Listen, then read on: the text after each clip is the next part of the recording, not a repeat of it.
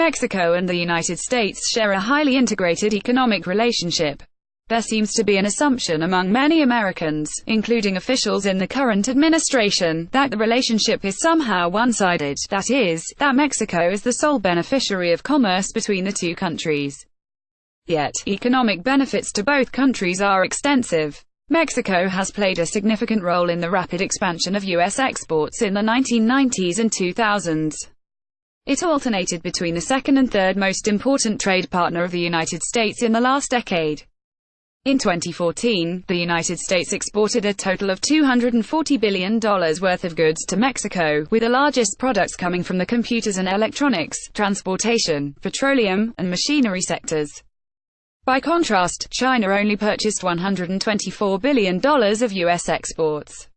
Exports to Mexico accounted for approximately 1,344,000 jobs in the United States. California alone, boasting the eighth largest economy in the world, exported more than 15% of its products to Mexico by 2014, exceeding what it trades with Canada, Japan, or China. As of 2014, Mexico's purchases of California exports supported nearly 200,000 jobs in the state. In fact, 17% of all exports supported jobs in California, which account for a fifth of all individuals employed in the state, a link to the state's economic relationship with Mexico. More than half of those export-related positions can be traced to the North American Free Trade Agreement. California and Texas, the two largest economies in the United States, and two of the three largest state-provincial economies in the world, are significantly influenced economically by Mexico. In 2014, a heavy portion of exports from 6 U.S. states were purchased by Mexico: 41% in Arizona, 41% in New Mexico, 36% in Texas, 25% in New Hampshire, 23% in South Dakota, and 23% in Nebraska. As Senator John McCain noted several weeks ago, the Trump administration's decision to renegotiate, rather than withdraw from NAFTA, prevented a horrific economic impact on Arizona. The GDP of the United States and Mexican border states accounts for a fourth of the national economy of both countries combined, exceeding the GDP of all the countries in the world except for the United States, Japan, China, and Germany.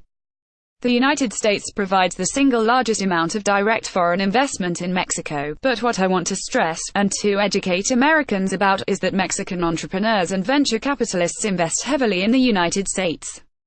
By 2013, Mexico had invested $33 billion, the only emerging economy among the top 15 countries with direct foreign investments in the United States. In 2015, Pemex, the government oil company, opened the first retail gasoline station in the United States, in Houston, and plans on opening 4 more in that city. This is a pilot project to test the American market nationally.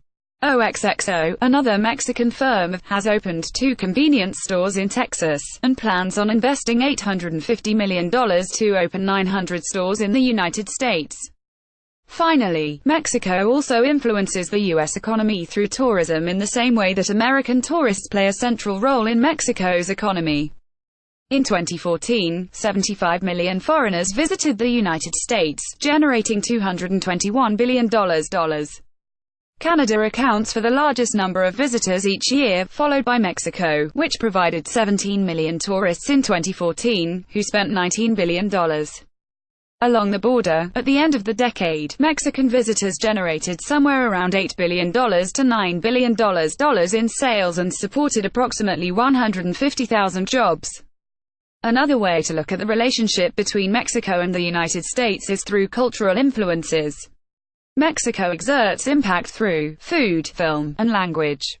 For example, there are multiple fast food chains that specialize in Mexican food. Grocery stores stock more items originating from Mexico than any other ethnic cuisine in the world, including beers, beans, hot sauces, peppers, and tortillas.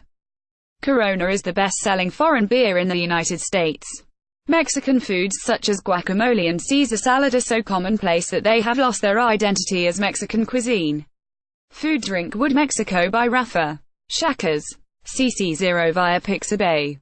The use of Spanish words and Mexican slang is evident in everyday language in the United States. Such terms range from mano a mano to macho, enchilada to margarita, and rancho to hacienda.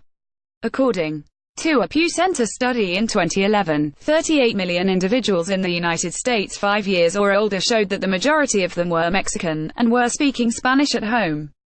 Spanish is also the most widely spoken non-English language among Americans who are not from a Hispanic country. The size of the Spanish-speaking audience in the United States has also influenced the growth of Mexican films. The AL influence has kept pace with cuisine. In 2010, The New Yorker magazine ran an extensive article about Los Tigres del Norte, a AL group from San Jose, California, who represent the norteño AL style. They boast a huge following among fans. Selena, who died 2 decades ago, has sold more than 60 million albums, including S representing the mariachi and ranchera genres, and the number of copies of her posthumous best-selling album of all time, Dreaming of You, reached 5 million by 2015. Among young adults, 18 to 34 years of age, who listen to the radio, Mexican Regional ranks 7th in popularity. The relationship between the United States and Mexico has become more complex over time, incorporating cultural, economic, familial, political, and security relationships beneficial to both countries and its citizens. But the most dramatic change in those many facets of our relationship with each other is the degree to which Mexico's impact on and within the United States has grown in importance. Equally important to consider is that in spite of President Trump's public criticisms of Mexico, our relationship at numerous levels, public and private, remains strong. Featured image credit, plugs, Mexican, food, by Samuel Fernandez Rivera. CC0 public domain via Pixabay.